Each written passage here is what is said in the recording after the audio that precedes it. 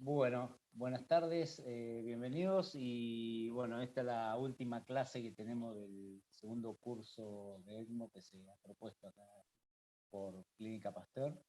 Así que la última clase es de emergencias en ECMO, a cargo del doctor Lucio Espinosa. Y bueno, al finalizar la presentación y luego de las preguntas vamos a dar la fecha de la evaluación final, ¿sí? Así que bueno, buenas tardes y bienvenidos. Doy la palabra a Lucio. Bueno, sí, es la última clase. Gracias por haber bancado el curso.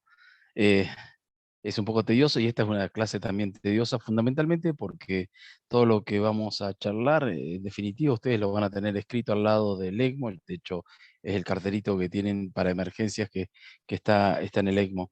Eh, Vamos a repasar nuevamente cada uno de los pasos y no se preocupen porque además lo vamos a hacer práctico el día que tengamos que hacer la jornada en forma práctica.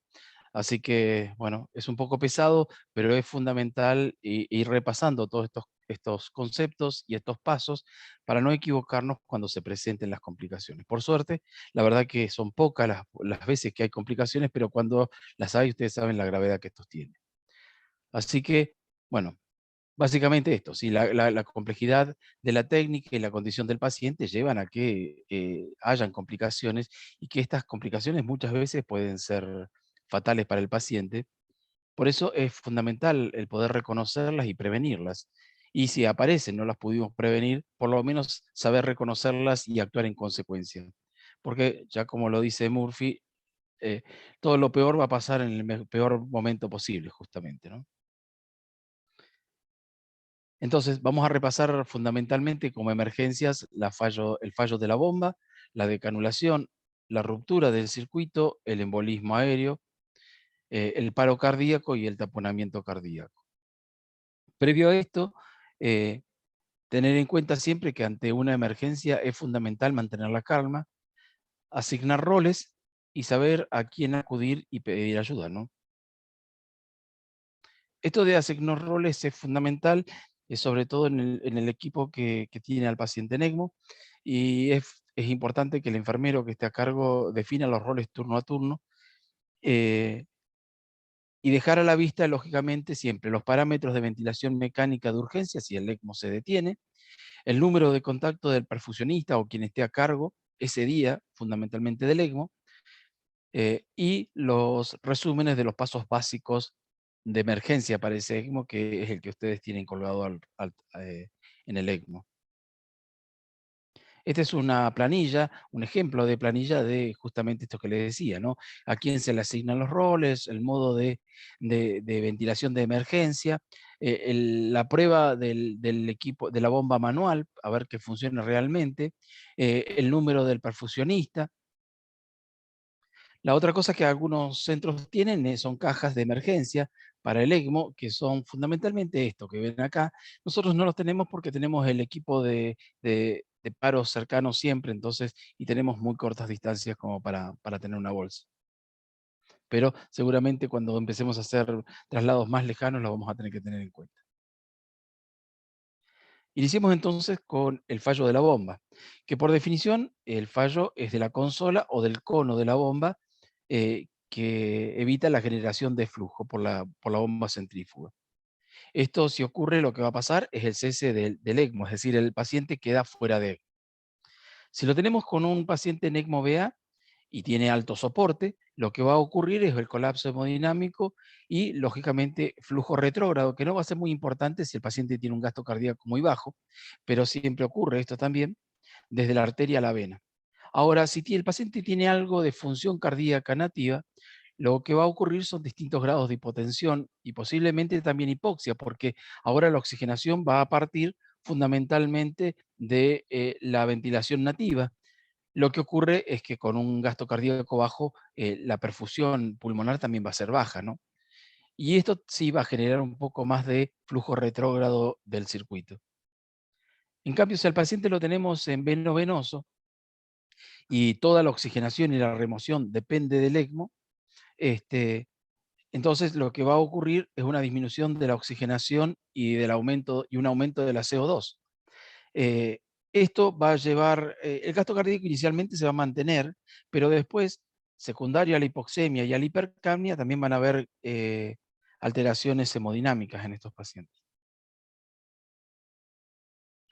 Las causas fundamentalmente del fallo de bomba suelen ser corte eléctrico, falla de la batería, falla eléctrico en el motor, o sea, en la consola o cabezal de la bomba, que se suelte el cono y quede mal inserto, esto ya nos ha pasado en 2 o 3 oportunidades, o bien que el interruptor del rotaflow esté apagado, el de atrás, que también nos ha pasado en el último traslado. Lo que vamos a hacer si esto ocurre es clampear el circuito, en el ECMO VA, el primero la línea arterial y luego la venosa, pedir ayuda siempre. Ahí hay que poner los parámetros de emergencia de ventilación mecánica y rápidamente examinar la causa. Mientras tanto, lo que vamos a tratar es de restablecer el funcionamiento de la bomba o obtener otra consola, pero en el mientras tanto el paciente va a estar sin asistencia, por lo cual lo que vamos a hacer es eh, poner el cono en la unidad de emergencia manual y vamos ya obviamente con los clamps puestos y vamos a rotar la manivela hasta las 1000 revoluciones. Cuando llegamos a las 1000 revoluciones, quitamos los clamps y gradualmente llevamos las revoluciones a lo que tenía previamente en la consola. Lo que vamos a hacer una vez que ya hayamos conseguido otra consola es transferirlo ahora desde el manual a la consola, o si solucionamos el problema. Obviamente antes de esto nuevamente clampeamos el circuito, lo transferimos al cono de la consola y con el circuito clampeado volvemos a poner 1000 revoluciones y una vez que lleguemos a esto desclampeamos y empezamos nuevamente a llevarlo a las revoluciones previas.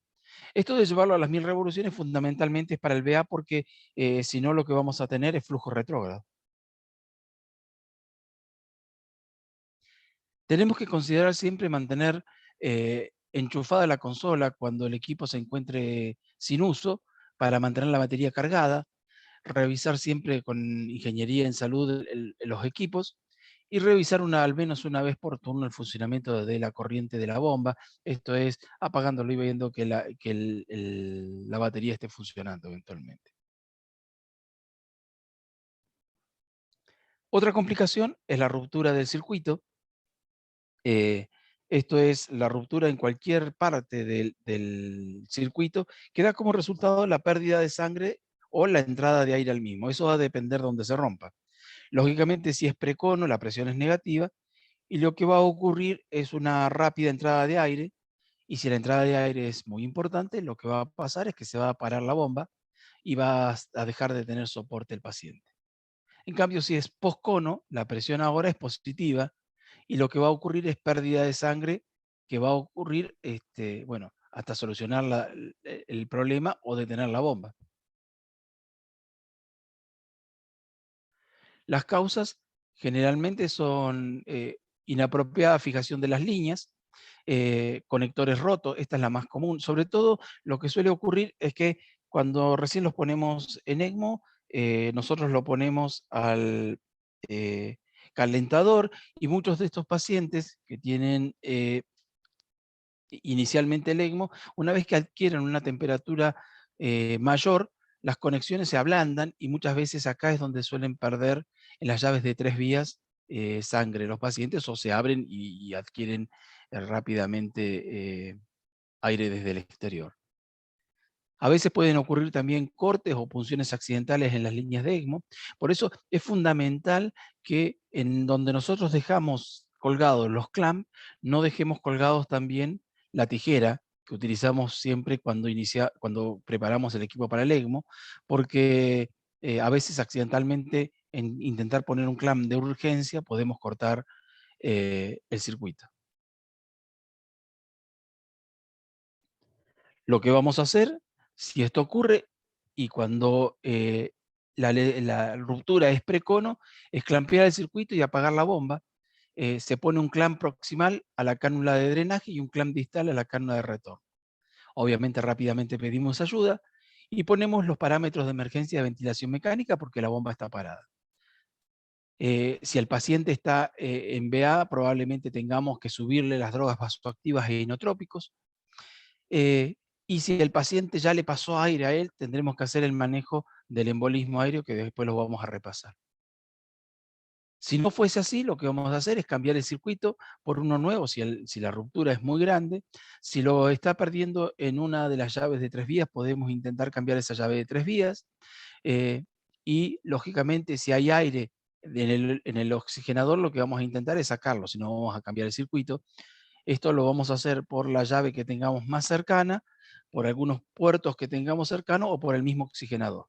Ya eso igual lo vamos a repasar cuando veamos la parte práctica de cómo podemos extraer aire del circuito.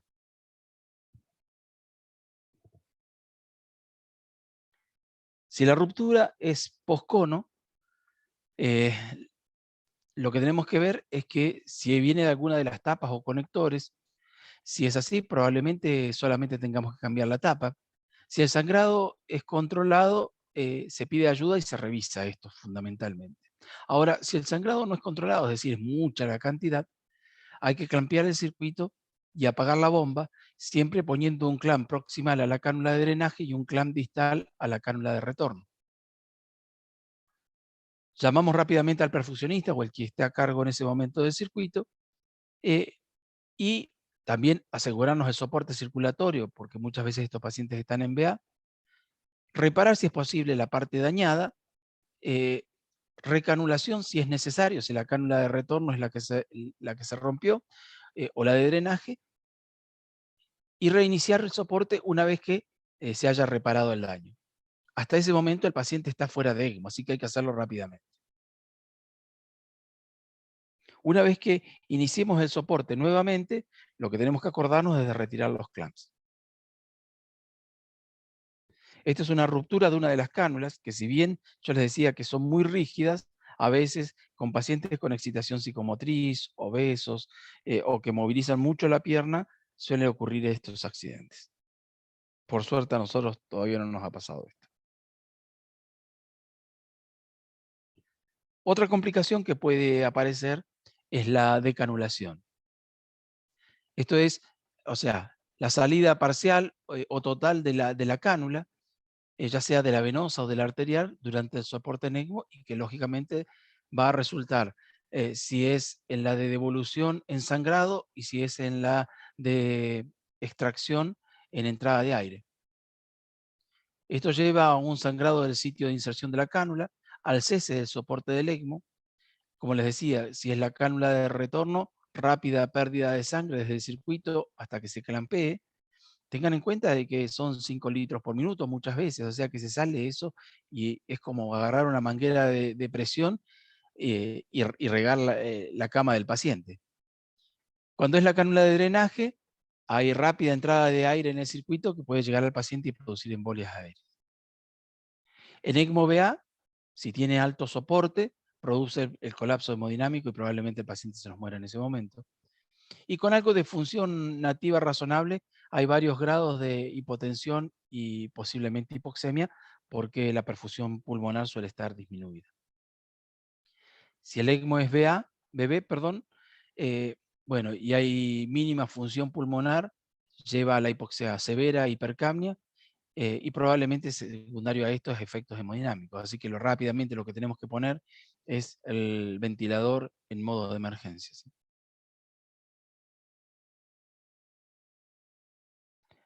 Las causas de la decanulación suelen ser líneas que quedan a tensión y el paciente se mueve él espontáneamente o se lo mueve para rotar.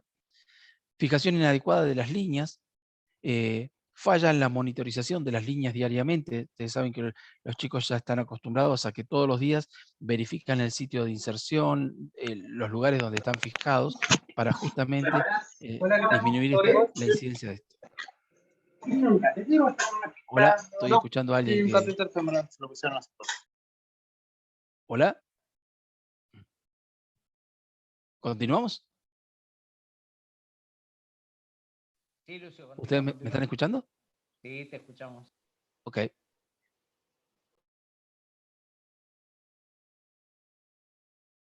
Lo que vamos a hacer en el caso de que ocurra una decanulación es clampear el circuito y apagar la bomba, rápidamente pedir ayuda. Si la decanulación es parcial, lo que podemos intentar es recolocar la cánula y aguardar la revisión médica, si está el enfermero justo ahí. Si la decanulación es completa, hay que controlar el sangrado con presión adecuada. Si la que se salió es la arterial, hay que hacer mucha presión. Hay que poner los parámetros de emergencia en el respirador, asegurar el soporte circulatorio y, lógicamente, si el paciente tiene embolismo, hacer el manejo del embolismo aéreo. En algunos casos hay que reconsiderar la reconulación si el paciente está necesitando todavía del ECMO porque la inestabilidad hemodinámica no le permite estar sin ECMO o porque la oxigenación está muy alterada.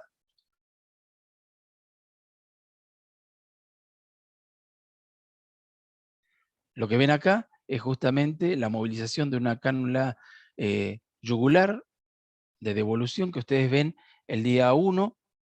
La cánula está acá, donde ustedes ven la flecha. El día 12 ya hay algo de movilización, pero el día 14, fíjense, ya la cánula se encuentra en este sitio. Por suerte, igual este paciente había mejorado su oxigenación y posteriormente no requirió una recanulación. Para prevenir justamente estos desplazamientos, entonces, es fundamental asegurar en todos los sitios posibles las cánulas, como ven en este caso, tanto la cánula arterial femoral y la venosa, como la de devolución cuando se encuentra en la yugular, como se ve acá. Los chicos ahora también lo que suelen ponerle es una vinchita para evitar justamente el movimiento de la cánula, porque con esto a veces lo que puede ocurrir es que haga decúbito sobre la piel del paciente.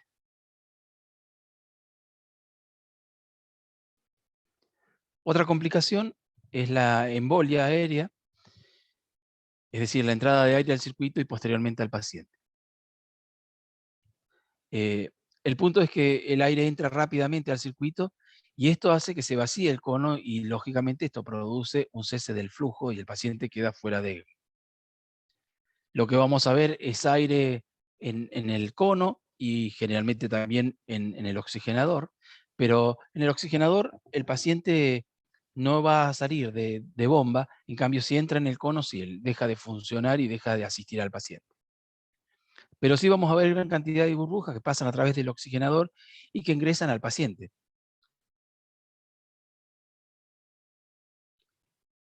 En ECMO-BA lo que vamos a ver es un alto soporte, si tiene alto soporte, colapso hemodinámico, y con función cardíaca razonable, varios grados de hipotensión y probablemente hipoxia. En el ECMO-BB lo que vamos a ver es, bueno, mínima función, si tiene mínima función del pulmón nativo, hipoxia e hipercamia y los efectos secundarios de esta hipoxemia y la hipercamia. Me quedé porque vi una falta de ortografía acá. Las causas de esto es la ruptura del circuito, la cavitación o entrada de aire por las líneas venosas. Esto ustedes saben que la cavitación es cuando hay mucha presión negativa y, bueno, la entrada de aire por las líneas venosas es fundamentalmente cuando se rompe alguna de las vías y entra precono aire. Pero también puede ocurrir en algunas situaciones en las cuales la cánula de aspiración queda muy cerca, por ejemplo, de una vía central que le estamos poniendo. Si eso es así, rápidamente por la misma vía va a ingresar aire y esto puede llevar también a la embolia del paciente. Generalmente cuando uno usa la femoral es poco probable que esto ocurra, pero a veces cuando uno utiliza las de alto flujo y tiene que poner en la yugular izquierda también un catéter para aspirar, eh, esto es más frecuente que ocurran las embolias desde las vías centrales. O bien por la decanulación de un acceso venoso durante el ECMO. Lo que vamos a hacer en este caso es clampear el circuito y apagar la bomba, poner un clamp distal a la cánula de retorno, pedir ayuda, poner parámetros de emergencia en ventilación mecánica. Si hay una ruptura, tratar de corregirla o repararla. Manejar el paciente, lógicamente, en la hemodinamia de él. Lo que hay que hacer es poner boca abajo al paciente. A veces, si la embolia fue muy importante, se puede intentar por una vía central que esté cercana a la aurícula, tratar de aspirar algo de aire, corregir la hipotensión con vasoconstrictores inotrópicos si es necesario, y asegurar ventilación con fracción inspirada de 100%. Si el circuito está roto, hay que cambiar el circuito o sacar las burbujas del oxigenador en el caso de que siga con el mismo circuito, ya sea por el oxigenador o por los puertos cercanos que tenga. Y una vez removido el aire del cono y del circuito, se puede remover también del oxigenador poniendo la bomba a 3000 revoluciones, lógicamente siempre con el clamp puesto para que va al paciente, ¿sí?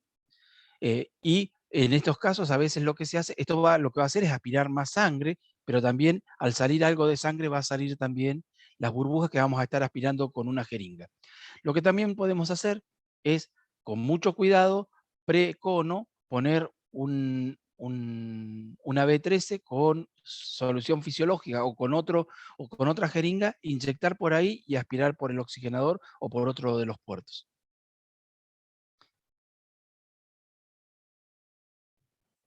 Otra complicación muy importante es el paro cardíaco, que es la pérdida súbita del gasto cardíaco durante el ECMO. Generalmente es causado por arritmia. Tengan en cuenta que si lo que ocurre es una sistolia, probablemente hagamos lo que hagamos, el paciente no va a sobrevivir, pero la causa más frecuente del paro cardíaco en ECMO es la actividad eléctrica, ese impulso, y generalmente por arritmias.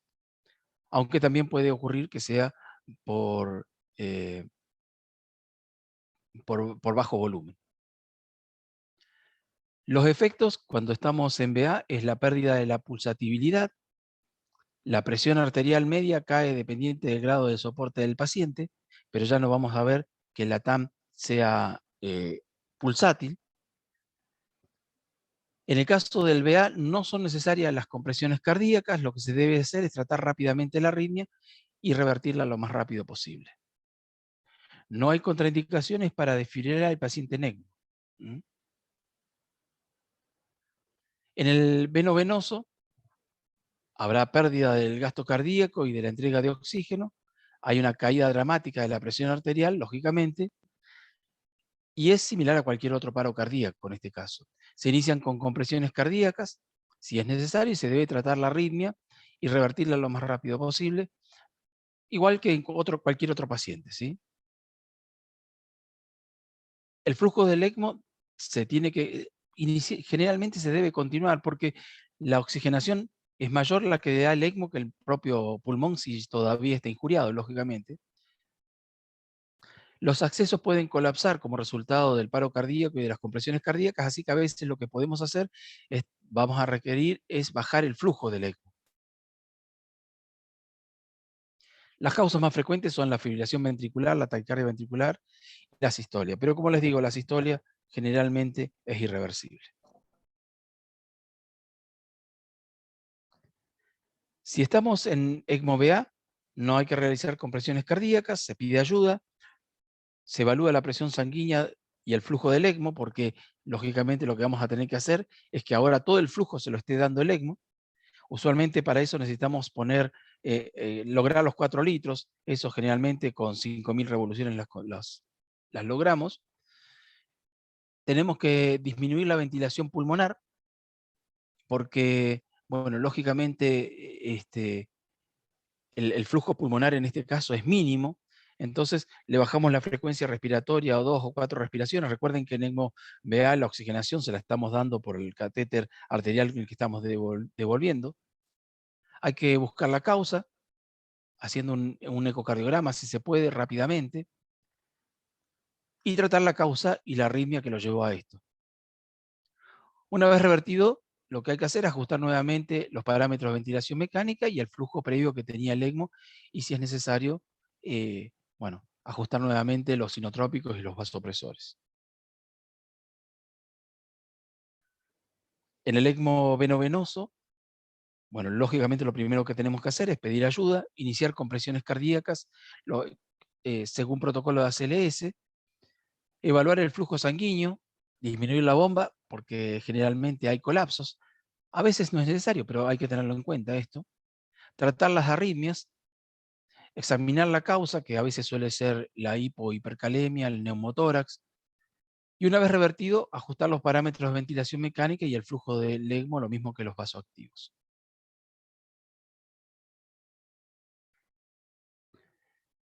Otra complicación que se suele dar solamente en los salidas de bomba dificultosas y aquellos pacientes que han tenido cirugías cardíacas es el taponamiento cardíaco. Es el sangrado intratorácico que resulta en una compresión cardíaca o una reducción severa del flujo del ECMO y, lógicamente, insuficiencia de los accesos. Hay pérdida de pulsatividad, presión arterial media que cae dependiente del grado de soporte y, lógicamente, un aumento en la presión venosa central. Las causas suelen ser los sangrados post-cirugías cardíacas. Esto ocurre generalmente en las primeras 24 horas. Y el tratamiento para esto es reducir la velocidad de la bomba, lógicamente pedir ayuda rápidamente, tanto a quien está a cargo del ECMO, que puede ser el perfusionista o el médico que esté a cargo, y llamar rápidamente al cardiocirujano. Llevar al paciente al quirófano para esternotomía, y si le cae mucho la presión arterial y el flujo, esternotomía de urgencia en la cama del paciente.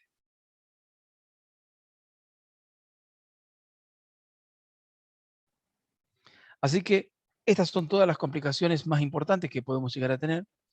Y una forma de vencer justamente la ley de Murphy es saber que puede salir mal, tratar de evitarlo, entrenarse tanto individualmente como en equipo, contarle al resto cuando uno tiene alguna complicación, compartir el conocimiento de cómo lo solucionó en ese momento, aprender de los errores como equipo y registrar los resultados y, si se puede, tratar de publicarlos. Eso es todo lo de la clase. Bien, buenísimo, Lucio.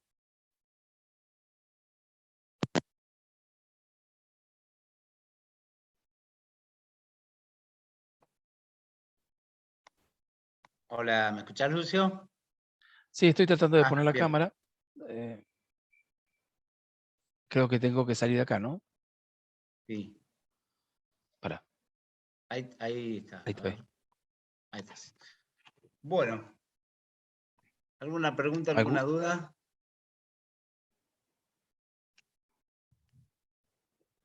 Tengan en cuenta que todo esto lo vamos a repasar en el taller, lógicamente, ¿no?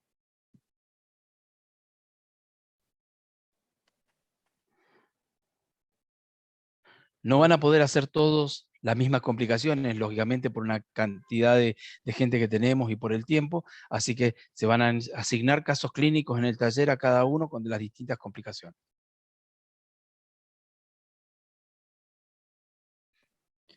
Y vamos a intentar filmarlos para que se den cuenta cómo actúan en las complicaciones, lógicamente. Nosotros, cuando hicimos la capacitación en Chile, nos filmaron y uno cree que sabe todo, pero en el momento que aparece la urgencia, después se da cuenta que hace un montón de cosas que no debería hacer, en definitiva. Pero esto es normal, Sí. nos sigue pasando a pesar del tiempo que llevamos haciendo ECMO, lógicamente. Sí, genial, eso estaría bárbaro. Después vemos los errores que se cometen. Bueno, ¿alguna otra preguntita? Si no, damos por finalizada la clase y dejamos fecha de examen el 21 de diciembre y va a ser por plataforma virtual donde van a poder acceder en un periodo de tiempo que vamos a estipular para que puedan ir accediendo durante el día y puedan realizar el examen, ¿sí?